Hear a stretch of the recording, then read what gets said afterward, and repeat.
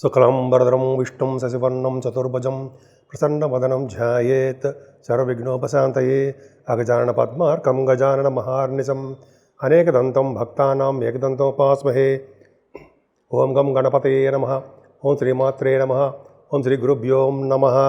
మా ఆది ఆశ్రలను చూస్తున్నటువంటి మీ అందరికీ పేరు పేరున నా హృదయపూర్వక నమస్కారాలు.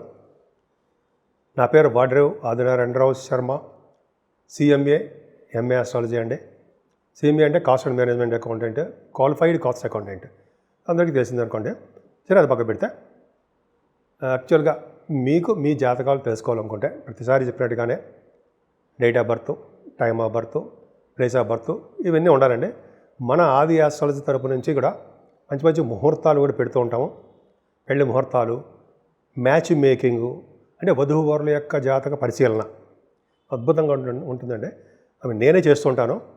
అలాగే మీరు ఫోన్ చేసినా కూడా నేనే లిఫ్ట్ చేస్తుంటాను. ఒకవేళ షూటింగ్స్లో ఉంటే మాత్రం జనరల్గా మీరు నా వాట్సాప్కి మెసేజ్లు పెట్టండి. ఇప్పుడు నేను మీకు నెంబర్ చెప్పాను, ఆ నెంబర్తో పాటు అదే నెంబరే కాకుండా అదే నెంబర్ కింద స్క్రోల్ కూడా అవుతుంటుంది. నేను తప్పకుండా మీకు పరిష్కార మార్గాలు సూచిస్తాను. నేనే ఫోన్ లిఫ్ట్ చేసి మాట్లాడతా, మరి ఎవ్వరూ మాట్లాడరు. దానివల్ల ఏమవుతుంటే పర్సనల్ కాంటాక్ట్ వలన మీకు మరింత ఎక్కువగా మాట్లాడడానికి అవకాశం ఉంటుంది, మీవన్నీ చెప్పుకోవడానికి అవకాశం ఉంటుంది. సరే, అది పక్క పెడతారండి. ఇప్పుడు యాక్చువల్గా మనం 13 జూలై నుండి 19 జూలై వరకు కూడా అసలు ఈ వారం రోజులు కూడా ఎలా ఉండబోతోంది చెప్పుకుందాం. అందుకంటే ముందర ప్రతిసారి చెప్పినట్టుగానే నా వీడియోస్ అన్నీ మీకు నచ్చాయి అనుకుంటున్నాను. ఒకవేళ మీకు నచ్చితే లైక్ చేయండి, షేర్ చేయండి, సబ్స్క్రైబ్ చేయండి, నన్ను ఆశీర్వదించండి. సరేనండి. ఇప్పుడు మనం ధనుర్రాశి వారికి సంపూర్ణ ఆరోగ్యంగాను, తెలివిగాను, జ్ఞానాలు బాగా వృద్ధి చేసుకుంటూ ప్రశాంతంగా ఎదురుబడి సలహాలు ఇస్తూ తెలివిగా, ఆనందంగా, యాక్టివ్గా మీరు ఉంటారు. ధనం విషయంలో కూడా ఏమాత్రం ఇబ్బంది పడరండి. చక్కగా ధనప్రాప్తి కలుగుతుంది. బహుశా ఆభరణ యోగం కూడా కలగడానికి అవకాశాలు లేకపోలేదు. ఏదైనా చంద్రుడితో కలిసిన రాహు ఉన్నాడు జరా, చాలా బలవంతుడు అయిపోయాడండి. 14-15 తారీఖుల బలవంతుడు అయిపోయాడు మీకు రాహు. రాహు ప్రభావం వలన ఎక్కువగా ప్రయాణాలు చేయడము, షార్ట్ జర్నీస్ ఎక్కువ చేయడము, మీ తోబుట్టుల చెల్లెళ్ళు బ్రహ్మాండంగా ఉంటుంది. వాళ్ళకి చాలా ఫైనాన్షియల్ స్టేటస్ పెరుగుతుంది. కొత్త కొత్త ఆలోచనలు రావడము, అలాగే కష్టపడి పనిచేయడం వల్ల ఫలితాలు బాగా ఉండడము, మీకు ఒక విధంగా కార్యోత్సాహము, కార్యసిద్ధి అంటారు సరే, అవి ఎక్కువ ఉన్నాయి. ఏదేమైనా మీ రాశి వారికి ఫారిన్ కంట్రీస్ వెళ్ళడానికి చాలా అవకాశాలు నిండుగా ఉన్నాయి. ఎవరిస్తారు? శనీశ్వరుడు ఇస్తున్నాడు. ఉంటాయి మిక్కిలి బలవంతుడుగా ఉన్నాడు కాబట్టి ఆయన మీకు జూలై 13వ తారీఖు నుంచి నవంబర్ లోపల మీరు ఫారిన్ కంట్రీస్ వెళ్ళడం ఖాయం. మీ జాతకాలు ఇచ్చే ఉంటుంది. కానీ ఆ శనీశ్వరుడే మీకు ఇబ్బంది పెట్టడం కూడా ఖాయమే. శనీశ్వరుడు 4th భావంలో ఉండడం వల్ల మీకు పాపి అవడం వల్ల పాపత్వం ఉండడం వల్ల మీకు మిక్కిలి చెడు ఫలితాలు ఎక్కువ ఇవ్వడానికి అవకాశం ఉంది. అంటే అష్టమ కదండి, అర్ధాష్టమ అంటే 4వ భావంలో ఉన్నటువంటి శనీశ్వరుడు తప్పు. చదువులో ఆటంకాలు కలిగిస్తుంటాడు, తల్లిగారి విషయంలో ఆటంకాలు కలిగిస్తుంటాడు, భూములు అంటే రైతులకి పంటల్లో నష్టాలు కలిగించేట్టు చేస్తుంటాడు. విద్యలో కూడా ఇందాక చెప్పినట్టు విద్యలో ఆటంకాలు అనేక రకాలుగా మీరు ఏ పని చేద్దామో ఆ పనిలో ఆలస్యం అయిపోతూ ఉంటుంది. కాబట్టి శనీశ్వరుని అస్సలు వదలకూడదు. మన ఏ ఊళ్ళో ఉన్నా సరే శనీశ్వరుడి దగ్గరికి వెళ్ళడం. ఎందుకంటే మీ రాశి వాళ్ళు మిక్కిలి చెప్పడం ఏంటంటే జూలై నుంచి నవంబర్ వరకు కూడా ఏమాత్రము అనుకూలమైన పరిస్థితులు లేవు. కాబట్టి మిక్కిలి పాపత్వంలో బలంగా ఉన్నాడు. కాబట్టి మీకు చెప్తున్నా, మీ అమ్మగారి యొక్క ఆరోగ్యాన్ని పరిరక్షిస్తూ డాక్టర్స్ గారు చూపిస్తూ మెడిసిన్స్ వాడిస్తూ ఉండవలసిన బాధ్యత, ఆ బరువు బాధ్యతలు మీదే. ఆ బాధ్యత మీదే. వాళ్ళు చూసుకుంటారు. కానీ పిల్లలుగా మీరు చేయాల్సిందే సేవ. అప్పుడే శనీశ్వరుడు మీకు కరుణిస్తాడు. పెద్దలకు సేవ చేసేవాళ్ళకి, తల్లిదండ్రులకు సేవ చేసేవాళ్ళకి, గాయత్రి మంత్రం చేసేవాళ్ళకి, పేదలకి సేవ చేసే వాళ్ళకి ప్లస్ యోగాసనాలు ఇవన్నీ వాడికి శనీశ్వరుడు సంతోషిస్తాడట. నేను చెప్పడం కదండి, గురువు గారులు అందరూ చెప్తూనే ఉంటారు కదండి, అన్ని చోట్ల మనం చెబుతుంటాం. సరే, ఆ పక్క పెడదామండి.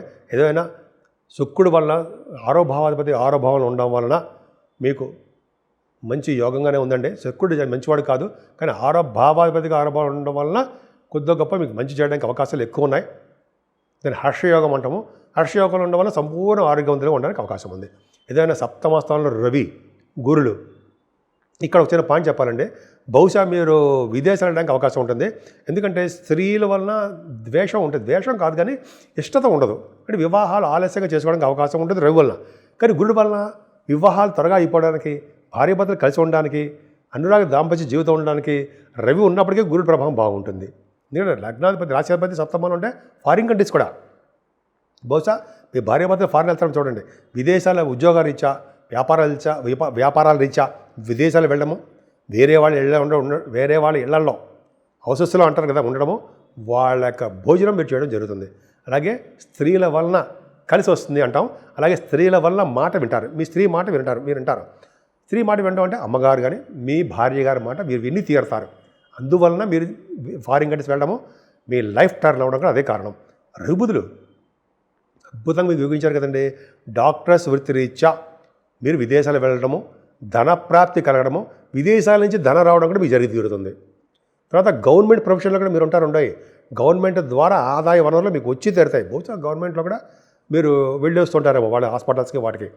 మీకే కదండి, డాక్టర్స్కే కాదు, వాళ్ళు chart accountancy, cost accountancy, finance రంగంలో ఉన్న వాళ్ళకి, విద్యా సంస్థలో ఉన్న వాళ్ళకి, వీళ్ళందరూ కూడా అష్టమ భావం చాలా బాగుందండి. ఆయుర్దాయం పెరుగుతుంది, ఆయుష్ పెరుగుతుంది, ఆరోగ్యవంతులుగా మీరు ఉంటారు. భాగ్యస్థానంలో కూడా కుజుడు బాగున్నాడండి. అంటే మీకు వ్యాపారాభివృద్ధి బాగుంటుంది. ముఖ్యంగా సాఫ్ట్వేర్ రంగ వ్యాపారస్తులు, రియల్ ఎస్టేట్ రంగ వ్యాపారాలు చాలా బాగుంటాయి. మీరు బహుశా ఫారిన్ కంట్రీస్ వెళ్ళడానికి కూడా కుజుడు కారకుడవుతాడు. ముఖ్యంగా కుజుడు ప్రభావం వల్ల విదేశాలు వెళ్ళడము, మీ వ్యాపార అభివృద్ధి జరగడం జరుగుతుంది. కానీ ప్రొఫెషనల్గా అంటే వృత్తిపరంగా మీరు చాలా కష్టపడాలండి. జూలై నుంచి నవంబర్ వరకు ఫేవరబుల్ డేస్ కానే కాదు. మీ కష్టే మీకు ఫలితంగా ఉంటుంది. మీరు కష్టపడితేనే మీ జాబ్లో సెటిల్ అవుతారు. మిమ్మల్ని భయపెడతాడు ఏమాత్రం కాదు. ఉంటాయి కష్టానికి నమ్ముకోండి అని చెప్తున్నా.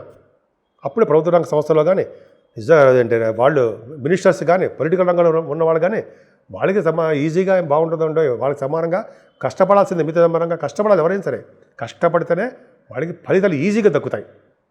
నేను చెప్పడం కాదండి, శనీశ్వరుడు వలన చెప్తాను నేను. కానీ ప్రొఫెషనల్గా బాగుండకపోయినా వ్యాపార మూలకంగా బాగా ధనప్రాప్తి కలిగిపోతుంది, బాగా ఉంటుంది, అద్భుతంగా ఉండదండి. మీకు ఉన్నదానికంటే ఎక్కువ డబ్బులు అవడానికి అవకాశం ఉంది. ఏదైనా రాహుకేతుల మధ్యలో ప్లానెట్స్ అని ఉండిపోయి కొద్దిగా సంకటహర చతుర్థి 14వ తారీఖు వస్తుంది. పూజ చేయించుకోండి, అమ్మవారు పూజ చేయండి. ముఖ్యంగా మీ రాశి వాళ్ళు చెప్పదగ్గ అంశం ఏంటంటే నిత్య సంతోషి మాతకి పూజలు చేయాల్సిందే. మీరు నిత్యం సంతోషంగా భార్యాభర్తలతో కుటుంబంలో కూడా నిత్యం సంతోషంగా ఉండాలంటే సంతోషమ్మ వారిని పూజించి తీరాల్సిందే. పులుపు తినకుండా తీపి వస్తువులు తింటే మంచిది. ఆవిడ పూజించడం వల్ల సుఖ సంతోషాలతో మీరు ఉంటారు. 12 రాశుల వారికి చెప్పుకోదగ్గ సూచనలు, పరిహారాలు, పరిష్కారాలు, రెమెడీస్ ఇవన్నీ అంటాం కదండి. ఇవి చేసుకోవడం వల్ల ఏంటి ఫలితాలు కలుగుతాయి అని తెలుసుకుందాం. అంటే జనరల్గా మేషరాశి నుంచి మీనరాశి వరకు కూడా శనీశ్వరుడు ప్రభావం బాగా ఉండడము, రాహుకేతుల మధ్యలో కాలసర్ప దోషం ఏర్పడడం వల్ల ప్రబల దోషం ఏర్పడిపోయింది 12 రాశుల వారికి. ఫస్ట్ శనీశ్వరుడికి గురించి మాట్లాడుకుందాం. శనీశ్వరుడికి, ఎందుకంటే శనీశ్వరుడు మనకి 12 అంటే జనరల్గా మంచివాడు కదండి. ఆయన ఏంటంటే 13వ తారీఖు నుంచి వక్రగతిలో ఉండడం వలన విపరీతమైన చెడు ఫలితాలు ఎక్కువ ఇస్తాడుంటాయి. అందుకని శనీశ్వరుడి తైలాభిషేకాలతో చేసుకోవడం మర్చిపోకూడదు.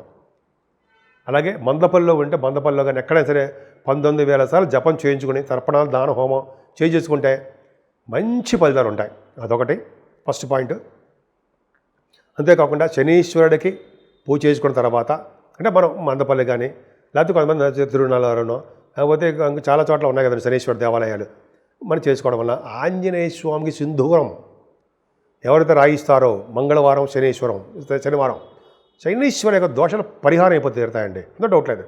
స్వామివారికి, ఆంజనేయ స్వామివారికి వడమాల, అప్పాలు నైవేద్యం పెట్టడం వలన, వడమాల సమర్పించడం వలన, చక్కటి మంచి వస్త్రాలు సమర్పించడం వలన, అలాగే మామిడిపళ్ళ సీజన్ కూడా బహుశా ఉందని తెలియదు కానీ అంటే పళ్ళు సమర్పించడం వలన చక్కటి యోగం కలుగుతుందండి.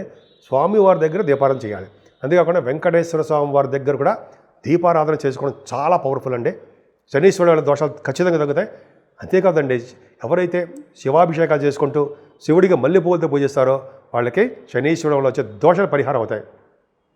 మనం తిరునల్లారు చూసామనుకోండి, తిరునల్లూరులో స్వామికి అక్కడ శనీశ్వరుడు ఉంటాడు కదా, శివుడే ఉంటాడు. శివుడికే మనం పూజ చేస్తాం. మందపల్లి చూడడానికి కావాలంటే శనీశ్వరుడు ఉండదు, శివుడికి అభిషేకాలు చేస్తుంటాం తైలంతో, నూనెతోటి.